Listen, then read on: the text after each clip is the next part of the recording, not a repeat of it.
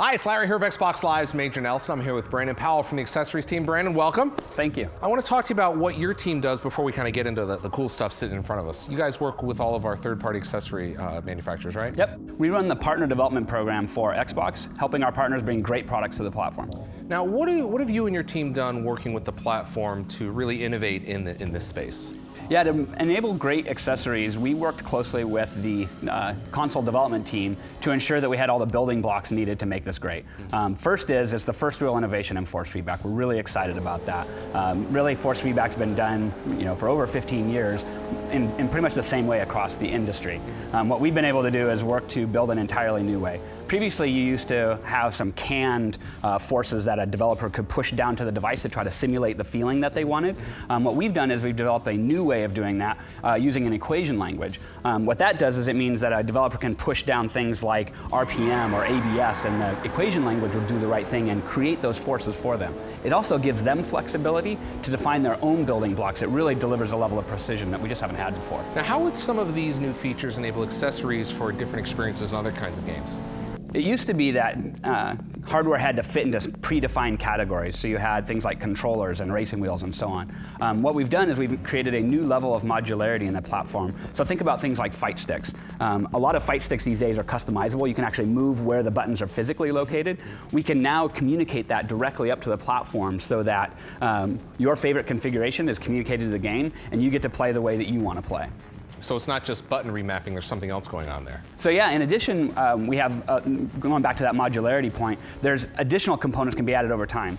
So think about on your racing wheel, you can add things like different shifter configurations. You can add different pedal types. You can add things like gauges. So think about your RPM gauge or your speedometer or things like that. One of the things that gamers are concerned with is controller pairing. How does that work with, like, for instance, with these devices? If you don't know what controller pairing is being able to see the hardware and mapping the right hardware to the right player. So when I'm taking my turn, when I'm done, I slide the wheel over, you get behind it, and now it immediately maps the right controller to the right person. Seamless, it just works. Now, you brought a couple of wheels here today, so let's dive in here and take a look. Explain what we have in front of us. Yeah, let's start with the Thrustmaster 458 Italia. A couple of things going on here. Number one, clearly it's a one-to-one mapping of that classic 458 Italia wheel, which fans just love. It's got sequential gear shifters, has metal pedals. This is a fantastic wheel. It also has brushless motors, which one means it's very quiet, so you really feel the precision of the force feedback in it. And two, it consumes a lot less power, so the power supply is actually embedded inside, so you have a very small cable.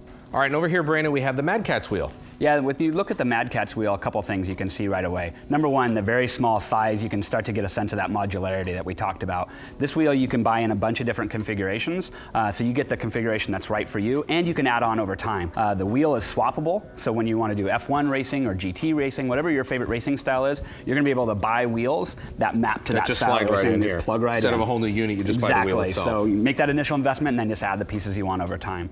And when you look at the pedal set, it actually looks like a cockpit. It has a level of adjustability that we haven't seen in pedals before. You can actually adjust the width between the pedals, you can adjust the pedal throw, you can change out springs for the amount of dampening that it gives, for the actual resistance. It feels fantastic. We're really excited. Now, these are some serious kit, but I've seen a lot of questions about Xbox 360 wheels and Xbox One. These are just for Xbox One. That's correct. What's the story with Xbox 360 wheels working with Xbox One? Yeah, we started at the top talking about the level of innovation that we've done in this platform, and with that level of innovation means some things aren't going to function going forward. When we think about things like the controller pairing and we think about the level of force feedback changes, unfortunately the Xbox 360 wheels are not compatible with Xbox One, but the level of definition and performance that you get out of the Xbox One wheels is amazing. Brandon, are there any other accessories that racing fans should know about?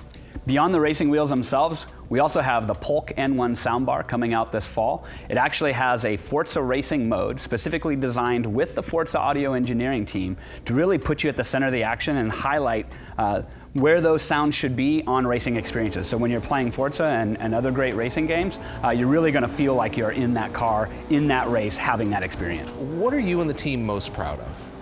I'd say the level of flexibility in the system. We've now given hardware developers the ability to do things they've never been able to do before. That helps put the driver at the center of the experience and is going to enable the best racing of any platform. So this is just the beginning of the accessory stories on Xbox One, right?